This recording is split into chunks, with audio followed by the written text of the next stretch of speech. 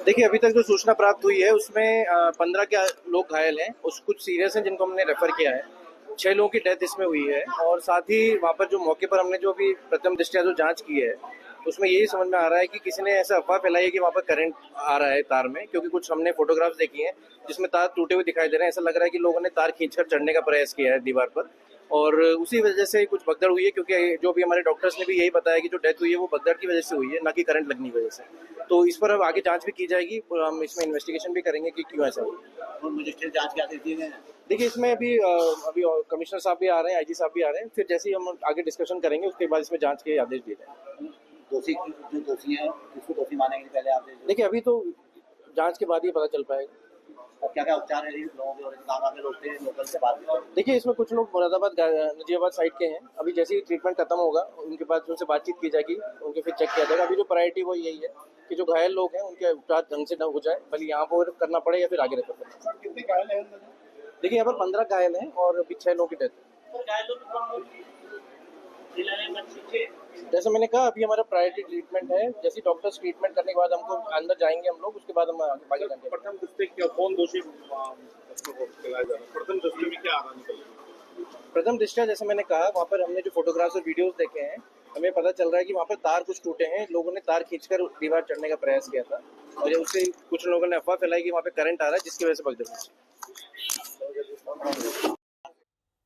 मयूर दीक्षित जो डीएम है वहां के, उनको आपने सुना, उन्होंने कहा जांच के आदेश बाद में दिए जाएंगे, लेकिन सबसे पहले कोशिश यही है कि सही इलाज इन लोगों तक पहुंच पाए। 15 लोग हैं जो घायल बताए जा रहे हैं।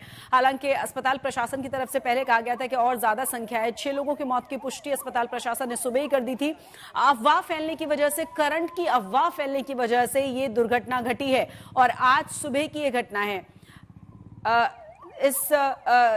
हमारे साथ इस वक्त उत्तराखंड के पूर्व CM Harish Rawat phone line पर जुड़ गए। हरीश जी, आपके पास क्या जानकारी मिल पाई है? क्योंकि कहा जा रहा है कि भीड़ बहुत ज्यादा थी और अफवाह के बाद लोग एक दूसरे पर गिरते चले गए। कितनी भी बड़ी भीड़ हो, वहाँ 1 लाख आदमी भी आ जाए तो वो मार्ग इतना लंबा है, मनसा देवी मंदिर का हो या चंडी देवी मंदिर का हो। दूसरी तरफ उड़न खटोले का मार्ग है जिसमें ये मालूम है कि निर्धारित संख्या में ही फैलने से भगदड़ मच गई। इसमें 6 लोगों की जान चली गई है और कुछ लोग घायल हुए हैं। सभी घायलों को अस्पताल पहुंचा दिया गया है।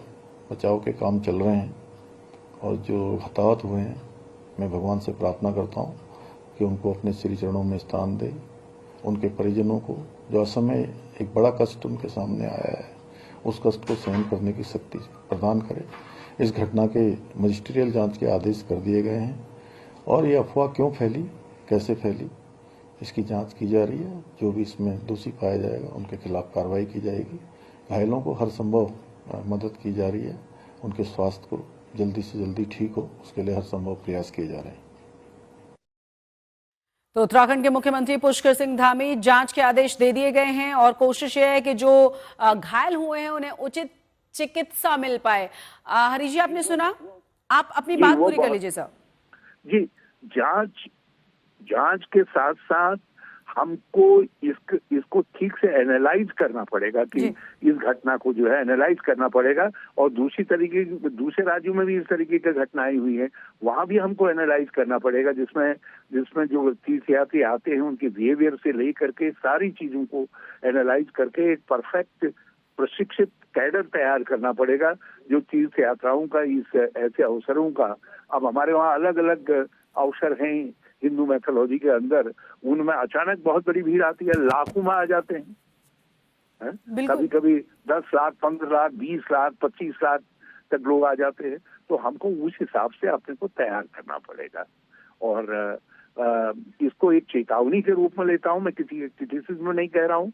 हमारे पास कैडर होना चाहिए, अनुभवी लोगों को ही जो है, जो इसमें वो है, उनको ही यहाँ पर पोस्ट करना चाहिए ताकि यात्राओं का इनका ठीक तरीके से मैनेजमेंट हो सके, चाहे पुलिस में हो या प्रशासन के अंदर हो। देखिए, ये स्थान हर बार हमेशा संवेदनशील बना रहेगा। 4 धाम यात्रा मार्ग हमेशा संवेदनशील बने रहेंगे। हमारे नीलकंठ से लेकर के हमारे आदि बद्री हो, तुंगनाथ हो, ये सब चीजें सब जगह यात्राएं होंगी, इनकी संवेदनशीलता बनी रहेगी, कांवड़ की बनी रहेगी, नंदा राजात की ये बनी रहेगी। तो हमको उस चुनौती के हिसाब से जो चुनौतियां हमारे सामने आती हैं अपने को तैयार करना पड़ेगा।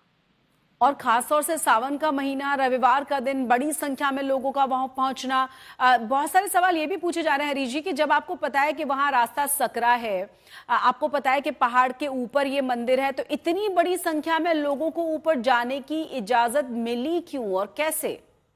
वही मेरा पॉइंट है कि हम ऐसी गलती कैसे कर गए इतने लंबे मार्ग के अंदर, जहां लाख आदमी भी आ जाए तो उसको भी नियंत्रित किया जा सकता है। वहां केवल भगदड़ की मचने की संभावना जिस गली में आते हैं लोग वहां है, और कहीं भगदड़ की संभावना नहीं है। और जहां ये भगदड़ मची है वहां तो होना ही नहीं चाहिए। तो इसलिए ये प्रश्न मैंने कहा कि कहाँ पर हमसे चूक हुई, प्रशासन से कहाँ पर चूक हुई, और मंदिर मैनेजमेंट से कहाँ पर चूक हुई, और प्रबुद्ध नागरिकों से कहाँ पर चूक हुई, इस पर हमको विचार करना पड़ेगा। हमारे बड़ा झटका है। बहुत बहुत शुक्रिया हरीश जी हमसे बात करने के लिए। हरीश रावत, पूर्व मुख्यमंत्री, जिनका कहना है कि देखना पड़ेगा, सोचना पड़ेगा कि आखिर गलती कहां हुई है। वाकई में बहुत बड़ी भूल है क्योंकि 6 लोगों की जान जा चुकी है। और एक और बड़ी और अहम खबर हम आपको बता दें कि जो घायल हुए हैं उनमें से 5 लोगों को एम्स ऋषिकेश शिफ्ट कर दिया गया है क्योंकि प्रशासन की कोशिश है कि बेस्ट सुविधा, बेस्ट जो चिकित्सा है वो इन लोगों को मिले।